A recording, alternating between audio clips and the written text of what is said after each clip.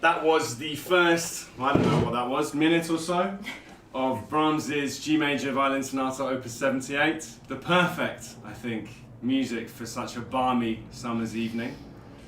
Welcome to Cat's Chats and 88 Keys. I'm JP, this is Alex. Hi. And we are delighted to be here, mainly because we haven't played chamber music for ages, or I haven't played chamber music for ages. I haven't played with a pianist since March, so... I haven't played with a human since March. And in fact, the last person I made chamber music with is sitting in the room, which is very beautiful. Timo's here, and Lyridan's here, and Ethan's here, and the wizard that is Bobby Kay is here, and Gabby's here, as ever. And we're very glad that you're here. We thought we might spend a little bit of time telling you a bit of background about that, and also maybe picking it apart a little bit so you can get more of an insight into things you should be listening for, that kind of thing. We've also left the door open because it's really hot in here. Yeah. But I'm sure you'll forgive us if an odd plane flies by. It means lockdown's lifting, right? So you should be happy about that. Also, it's very special because genuinely I don't know how many more chamber music sessions we'll be able to do before another lockdown happens and we don't get to hang out. So that's lovely as well. Yeah. This was composed in 1878. To 1879, in the summer months. Yeah, which is lovely. He even writes that underneath the title, in the summer months. I think he wanted to give a very clear direction to us of the kind of vibe he was going for. He was in the habit of holidaying in the Swiss mountains, in the lakes, around this time. And he was getting so much pleasure from nature and from social aspects as well. We know he very much liked to gamble and play with the local musicians, and that the beers that he was discovering were very much to his liking too. I think that kind of theme of gentle ease is something that pervades, especially the first movement of this piece. And in fact, we wanted to play you the beginning just so you could hear how unlike most other openings of works this piece is. You know, normally you'd have a kind of brash, bold explosion of material, kind of really setting someone's stall out, arresting, catching your attention. I've never played a piece of such length and with such emotional power that has such gentle, humble beginnings. This piece has kind of special memories for me. I can almost remember exactly the first time I heard this piece. I had a recording of Ashkenazi and Perlman playing it, and I've never been someone who listens to a lot of classical music, I have to be honest, and just remember this first tune happening and me just thinking, wow, this might be the greatest thing ever. And so it's been an amazing process since then, getting to know the piece a little bit better. Yeah, I mean, for me, out of all the Brahms works for violin, it's really special because it's actually, to my opinion, quite well written for the instrument. Brahms, it's actually written around the same time as his violin concerto, which is a mammoth work. It's still one of the most difficult pieces in our repertoire. It's huge, very long, very thickly orchestrated. You have to be immensely powerful and technically so capable. And it's so weird to think that he wrote this piece at the same time, because this one is just, the concerto is also lyrical, but this one is just so similar to the human voice. As JP is probably going to mention soon, it's based on the Regenlieder, and was it Nachtklang. Nachtklang. Yes, the second and third movements have references to two different songs. But I think you make a really good point. The violin is in center stage here, which is also not that common for what is still called a piano and violin sonata. It's almost funny how few opportunities you have to rest in the first movement, so much so that even the page turns are a little bit of a feat. You may see my music flying at some point, knowing how clumsy I am, so hopefully not. I love the added jeopardy. I think that's perfect. So yeah, I think that's an absolutely perfect point. The human voice has never been more to the fore here. Two of the movements are based on songs. We can talk about them more in a second. And the violin really does dominate the melody. The piano, more often than not, is just sort of massaging the tune, like creating a beautiful texture and harmony and sound so that the tune is always supported and sitting in the middle. I think, I mean, you mentioned it aside next to the concerto, he was of course working with the great violinist Joachim at the time, Although Brahms was famously quite uncompromising, so I think that would explain why, in the concerto, for example, the fact that it's not particularly comfortable, he didn't really care about. Yeah. But I think the reason maybe why this piece is different is that it had quite a specific emotional meaning for Brahms. Yeah. Right? I think it's, I don't know, I can't really prove it, but I also feel that this is a work that he's not really trying to prove anything. It seems very sincere, it seems very kind of... Humble. Humble, yeah, that's the word I'm looking for. It's just an outpouring of how he felt at the time. I think, from what I've read, basically it was written around a time, as we all know, or if you didn't, you know now, he was very close with the Schumanns. So the pianist and composer Schumann had recently died, but his wife, also a pianist and composer, Clara Schumann, was still alive, and they had a very close relationship. During this time that he was composing this work, her favorite child, whose name I've forgotten... Felix? Felix, that's the one. I was going to say Franz, but no. Felix had just was dying, had just died. I think he had been very ill. Had been very ill. And another of her sons was committed to a mental asylum. Yes, and her daughter, Julie, just died. Right. So not a great time to be Clara. No. And I mean, you've said they were very close, but I mean, to all intents and purposes, they seem to have been deeply in love. Even when Robert Schumann was alive and married to Clara Schumann, there was this extra special relationship between Brahms and Clara that didn't diminish Clara's love for Robert, but which was always there in the background, a kind of very interesting, very intense ménage à trois, if you like. Yeah, and it was also a love that they never really acted on, even after Robert died. Yeah, that's true. I think they tried, but I think they always really knew that it would never really work given the circumstances at the time for both of them. So I see this kind of as a symbol, well, a composition that he wrote thinking of her and trying to cheer her up, or at least remind her of the good times that they've had together in the past. You're better at remembering things than I am. He said something, she said something in particular reference to he sent this piece to her, and I think you're absolutely spot on. There's so much of his feelings for her in this piece. It's so full of warmth and tenderness and love, but at the same time it's very bittersweet and has a lot of sadness that sort of comes more to the fore as we go through the work. And she said, I've played it, and as soon as I finished playing it, I burst into tears of joy. And she also, much older, when she was about 70, said that if she could choose one piece to accompany her to heaven, it would be this. So there's definitely this very, it's a very meaningful piece, and maybe that's why it's so touching for us as well. Yeah. So the second movement is the first movement is a very tender affair. As we said, it starts with that beautifully serene melody, but it has its uncertainty as well. And in fact, every time we think we might be on our way to true release and pure joy, he just pulls the rug out from under us. I'm going to play you a couple of examples how he does that.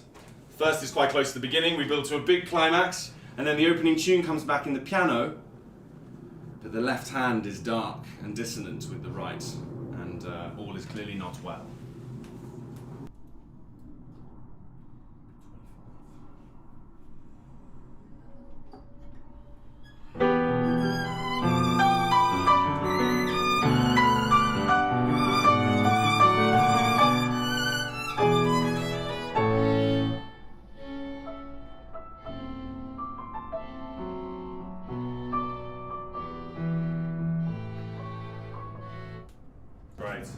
And then similarly, maybe if we play from 50, we whirl into this marvellous climax, the violin is soaring over the top, and then suddenly two punchy chords in the piano change everything.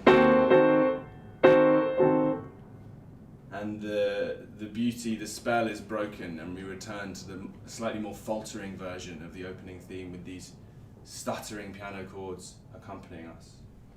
Yeah, 50? Yes.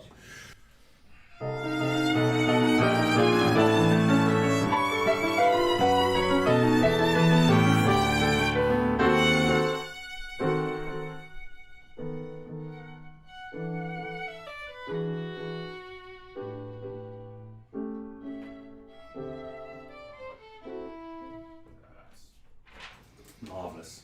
I don't think it would be Brahms if we didn't illustrate a little bit of some of his rhythmic delight. Ooh, yeah.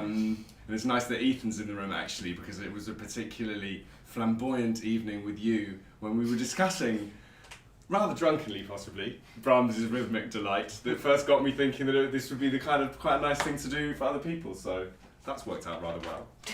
So we start very obviously in 2 in a bar. 1, 2, 1, 2. The piano part couldn't make that more obvious, this wonderful chorale keeping time for us.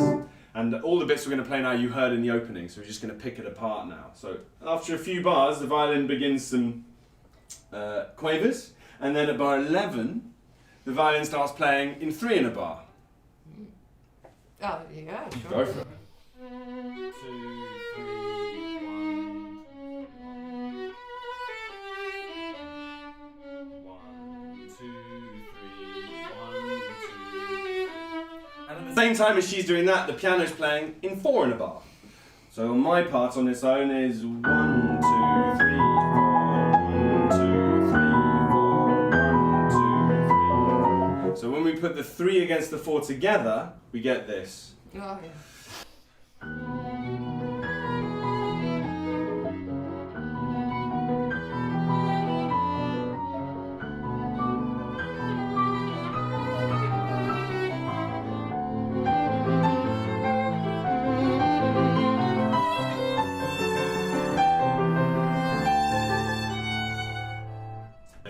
So, you know, in a space of 20 seconds, we start in 2 in a bar, so 4 square, like we know exactly where we are, and then suddenly we start to sort of ride these waves of polyrhythms, something Brahms is famous for, and I mean, I wanted to shine a light on it, but most of the time when he's doing it, we don't know that's why it sounds cool. It just sounds amazing. He's defying gravity, I think, or that's how it feels to me with those bits. There's no verticality because we're not playing on the beat together ever, and the number of beats in the bar are changing, and so we're just kind of slaloming and riding, and it's so exhilarating to play. Cool. Maybe a little bit if we could touch on the second movement a bit. So the second movement already I feel like is a deep change of mood. It begins with a very noble, burnished piano tune. Pretty much the first time I've had some of the spotlight to myself, which is rare, and I'm certainly not begrudging our time together. That's the best time ever, in my opinion. But it is very cool, and I think it's interesting that he chooses that to be the moment that the piano speaks on its own for the first time. This is a very profound theme. It's in a completely different key. We're in E flat major, whereas at the start we were in G. And it really kind of sets up something a bit more pathos-filled, I think.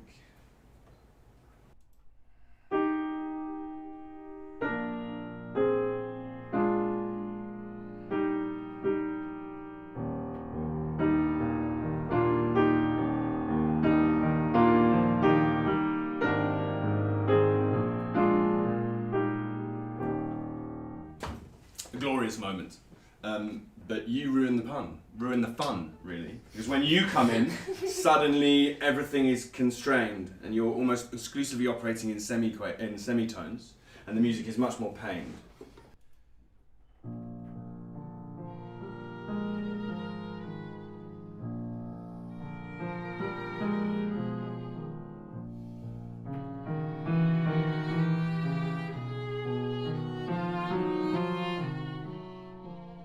And after a little bit of outpouring, you have a go at my tune, and everything's back in the major and wonderful again.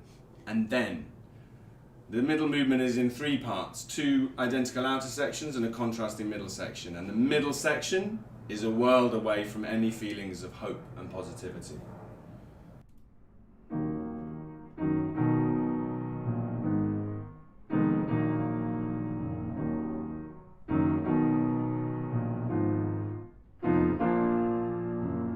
And there are some explosions and things, but the main feeling is that, for me anyway, of a kind of funeral dirge. It's got this kind of processional tread to it, and the dotted rhythm gives us this feeling of staggering.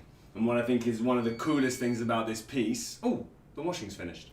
What I think is one of the coolest things about this piece is the way that a dotted rhythm ties the whole thing together. So if we remind you of how the piece started...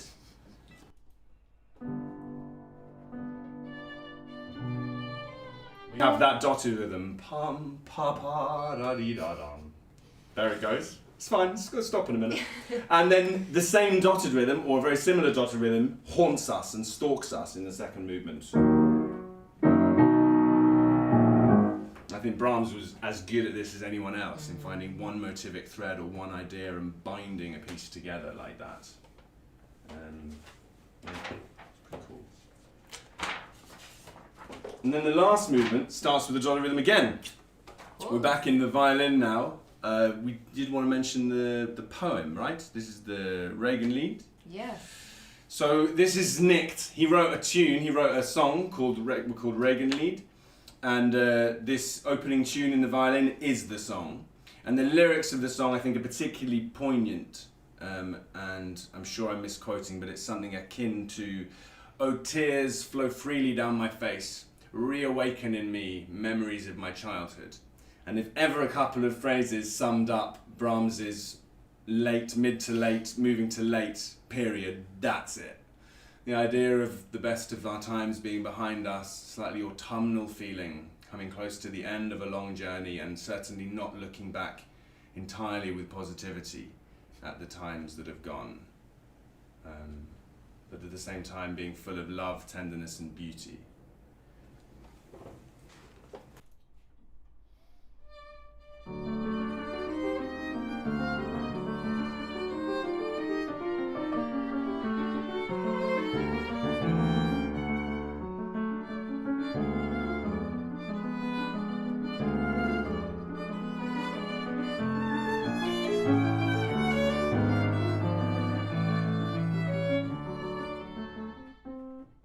Yeah, so you heard that dotted rhythm again, and it's even more similar to the opening movement, because in the opening movement we started with 3Ds, and here we start with 3Ds.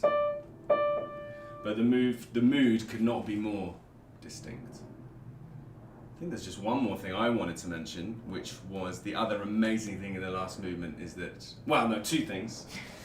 The last movement is very much violin again. You know, I've had my moment in the sun, that came in the second movement, and now once again I'm sort of, I don't know, I'd like to say the puppet master, sort of pulling the emotions behind us, behind the scenes, is you're the sort of tortured protagonist, you're the individual weeping, and I'm sort of, providing the backdrop. But the other thing is that so the last movement's kind of a rondo, so that's where one theme repeats a lot, and in between it you have different episodes that are very contrasting and bring back different kind of memories and things. The first episode, I think, makes me feel like a quite a kind of folky, country, peasanty dance. Maybe we could just play a bit of that. I'll beat to 29. Oh, give me a minute. Sorry. That's all right. It's far away. I can't see one of this.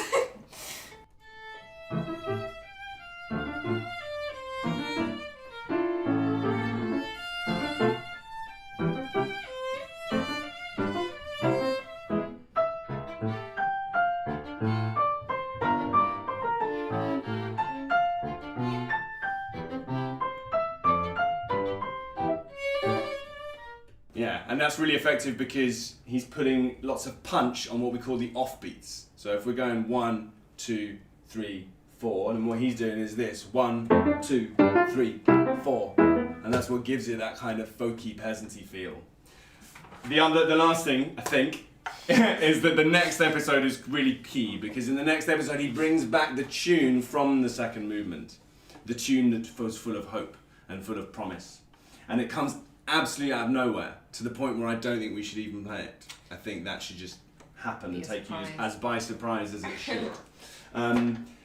We return again to the sorrow, and then again, finally, well, not again finally we move to G major, a key we've been searching for a long time, because most of the last movement has been in G minor.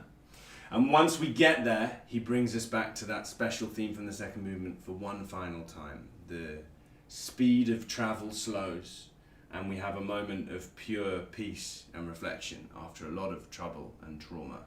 And in as much as I think it's unusual for a 26-minute piece to start as quietly as this does, it's also quite unusual, I think, for a piece with so much emotional turbulence to end this kind of radiant sunrise or sunset, depending on how you look at it. But I guess that's the point with Brahms. Yeah. It could be either, or both at the same time. And the music just blooms and blossoms into G major and then fades away and retreats into the distance. A piece is very, very special to me, and such a pleasure to play with you. Yeah, you too. So Hope much. you enjoy it. Yes, enjoy. Sorry, that was the chair, not me. That's right. Great. It's a great sound effect.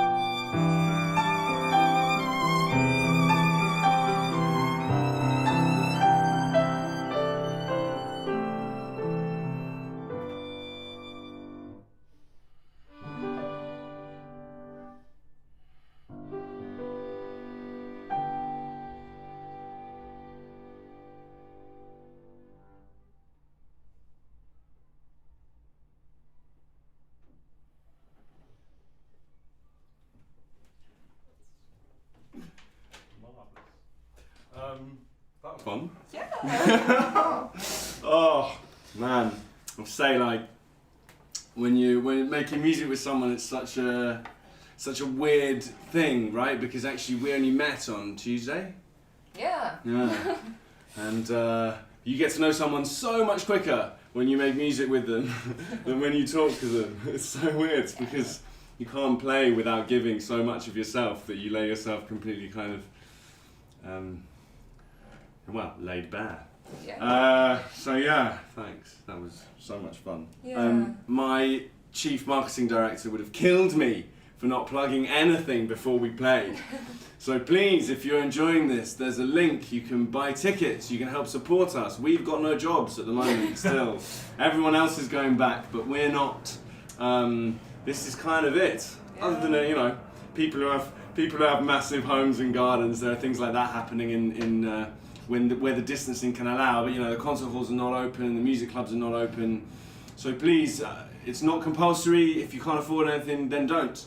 But you can also choose how much the tickets cost. So please, if you've enjoyed our playing, that would mean a huge amount to us. And please like and subscribe. There's a thumbs up underneath the video. Give that a mash. And the red button. I mean, who doesn't always want to hit the red button, right? So little red subscribe button. Give that a nudge. I promise you'll feel much the better for it. I think we're going away. So I think the next concert's going to be in 3 weeks, not 2 weeks, and I have no idea what it's going to be. So have that as a hook. Yeah, why not? Why not? Timo's eyes lighting up. What a treat that would be. Alex, man, thank you so much. Thank you. I absolutely loved that. That was immense.